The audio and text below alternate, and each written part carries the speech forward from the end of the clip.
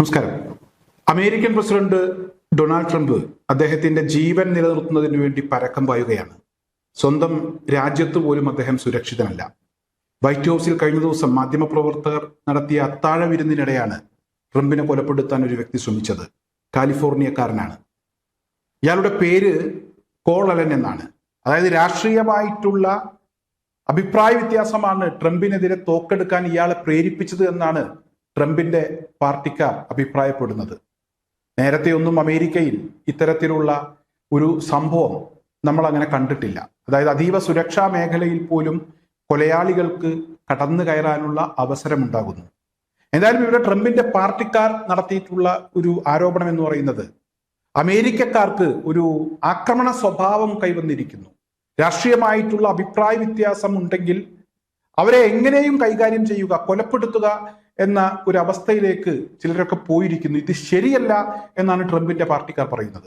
എന്തായാലും ഈ ട്രംപിന്റെ പാർട്ടിക്കാർ ഒരു കാര്യം മനസ്സിലാക്കണം. അമേരിക്കക്കാർക്ക് ഇത്തരത്തിലൊരു സ്വഭാവം പഠിപ്പിച്ചത് ട്രംപാണ്. അതായത് രാത്രിയുടെ മറവിൽ മറ്റൊരു രാജ്യത്തിന്റെ പ്രസിഡന്റിനെ പൊക്കിയെടുത്ത് കൊണ്ടുവരിക, അദ്ദേഹത്തിന്റെ ഭാര്യയെ പിടിച്ച് ജയിലിലിടുക, മറ്റൊരു രാജ്യത്ത് കടന്നു കയറി അവിടുത്തെ പരമോന്നത നേതാവിനെ കൊലപ്പെടുത്തുക, അതുപോലെ തന്നെ അവിടുത്തെ പ്രമുഖരായിട്ടുള്ള ആളുകളെ കൊലപ്പെടുത്തുക. എന്തായാലും ഇത്തരത്തിലുള്ള കാര്യങ്ങളൊക്കെ അമേരിക്കൻ പ്രസിഡന്റ് ഡൊണാൾഡ് ട്രംപ് തന്നെയാണ് അമേരിക്കക്കാരെ പഠിപ്പിച്ചത്. ട്രംപിനോട് ഇങ്ങനെയല്ലാതെ മറ്റൊരു രീതിയിലും ഇടപെടാൻ കഴിയില്ല, സംസാരിച്ചിട്ട് കാര്യമില്ല എന്ന് മനസ്സിലാക്കിയത് കൊണ്ടായിരിക്കാം അമേരിക്കക്കാരും ട്രംപിന്റെ വഴിയെ തന്നെ നടക്കാൻ തീരുമാനിച്ചത്. എന്തായാലും കഷ്ടിച്ചാണ് ട്രംപിന് ജീവൻ കിട്ടിയത് എന്ന വിവരങ്ങളാണ് പുറത്തു വരുന്നത്. ട്രംപിന്റെ സുരക്ഷയൊക്കെ വർദ്ധിപ്പിച്ചിട്ടുണ്ട്. പൊതുപരിപാടികളിലൊക്കെ ട്രംപ് വരും ദിവസങ്ങളിൽ പങ്കെടുക്കും. പക്ഷേ സുരക്ഷാ സംവിധാനങ്ങൾ ശക്തിപ്പെടുത്തിയിട്ടുണ്ട് എന്ന വാർത്തകൾ പുറത്തു വരികയാണ്.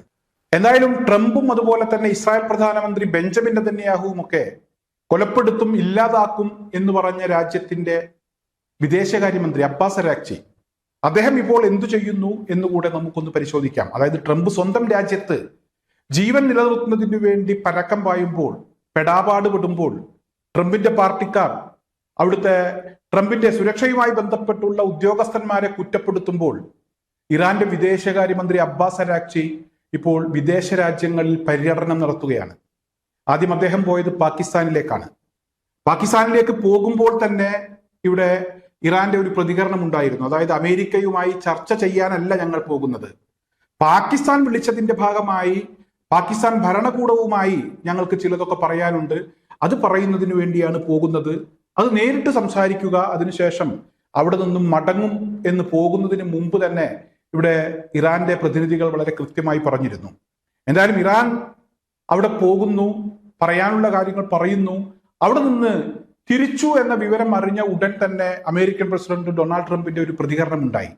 അതായത് അമേരിക്കയുടെ വൈസ് പ്രസിഡന്റ് JD വാൻസിനെ പാകിസ്ഥാനിലേക്ക് അയക്കുന്നില്ല, ഇനി വേണമെങ്കിൽ ഇറാൻ ഫോണിൽ വിളിക്കട്ടെ, അങ്ങനെ ഫോണിൽ വിളിക്കുകയാണെങ്കിൽ ചർച്ച നടത്താം, ഇറാൻ മുൻകൈ എടുക്കട്ടെ എന്നാണ് അമേരിക്ക ഇവിടെ പറഞ്ഞത്, അല്ലെങ്കിൽ അമേരിക്കൻ പ്രസിഡന്റ് പറഞ്ഞത്. എന്തായാലും അതൊന്നും കേട്ട ഭാവം നടിക്കാൻ ഇറാൻ തയ്യാറായില്ല. പാകിസ്ഥാനിൽ നിന്നും ഒമാനിലേക്ക് പോയി.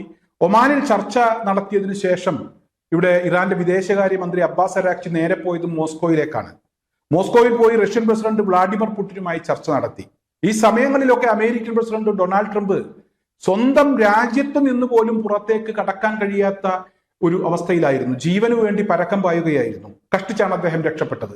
ഈ കഴിഞ്ഞ ദിവസം ഇസ്രായേലിലെ വിദ്യാഭ്യാസ വകുപ്പ് മന്ത്രി യോഗിഷ് പറഞ്ഞ ഒരു കാര്യം നമ്മളൊക്കെ കേട്ടതാണ്. അതായത് ട്രംപിന് ഒരു പുരസ്കാരം പ്രഖ്യാപിച്ചിട്ടുണ്ട്. ഇസ്രായേൽ പ്രൈസ് എന്നാണ് ആ പുരസ്കാരത്തിന്റെ പേര്.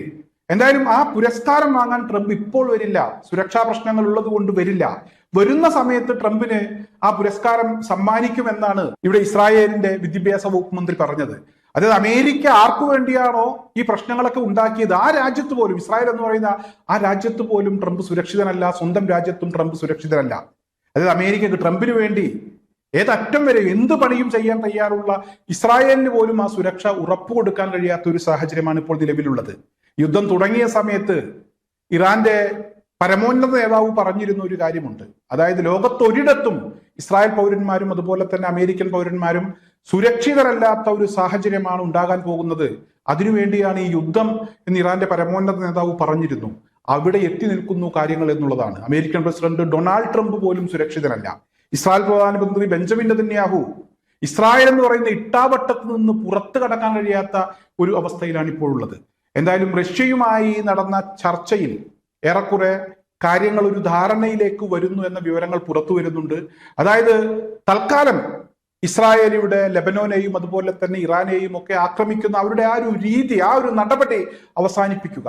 അതിനുശേഷം മറ്റു ചർച്ചകളിലേക്ക് നമുക്ക് കടക്കാം. ഹോർമോസ് തുറക്കുന്നതുമായി ബന്ധപ്പെട്ടുള്ള ചർച്ചയിലേക്ക് കടക്കാം എന്നാണ് ഇറാന്റെ ഭാഗത്തു നിന്നും ഇപ്പോൾ വരുന്ന ഒരു പ്രതികരണം. അതിനുശേഷം നമുക്ക് മറ്റു ചർച്ചകളിലേക്ക് കടക്കാം. എന്തായാലും ഇവിടെ ആണവ കരാറുമായി ബന്ധപ്പെട്ടുള്ള ചർച്ച അത് ഏറ്റവും അവസാനത്തേതാണ് എന്നുകൂടെ ഇപ്പോൾ ഇറാൻ വ്യക്തമാക്കിയിരിക്കുകയാണ്.